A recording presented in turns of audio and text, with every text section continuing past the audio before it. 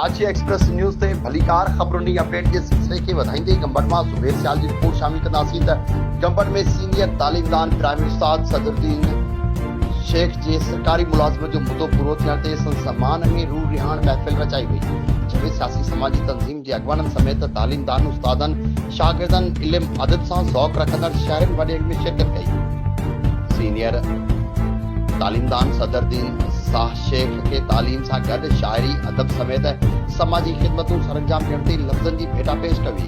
तकरीब में शिरकत कंदड़ संसद दोस्तन पारा सीनियर तालीमदान सदरुद्दीन शाह शेख के सिंधी सकाफत पोस्की जो पटको पहिराए वियो, अजर टोपी किताबन जा अनमोल तोहफा ॾिना विया। उन तकरीब में सिंध नाले वारे रागी वकार मल्हा क़ौमी ऐं सकाफती गीत गाए वेठल माण्हुनि खे जुमाए छॾियो। तकरीब में जीओ प्राइमरी अयास महेसर, जीओ मेल अब्दुल कयूम जामो, अगुणो जीओ मुश्कली रताड़, म्यूनसिपल कमेटी कपड़ के चेयरमैन हाजी अब्दुल लतीफ शेख, गस्ता के मरकजी अखबार उस्ताद नूरुद्दीन पामर, फहीम मंगी, अदीब शायर राज अलीगुल भुट्टो, नज़ीर सरोही, उस्ताद हलीमुल्लाह सुमरो, समाजी अखबार ने ॿियनि माण्हुनि शिरकत कई। खबरों की अपडेट लाइ ॾिसंदा रहो कराची एक्सप्रेस।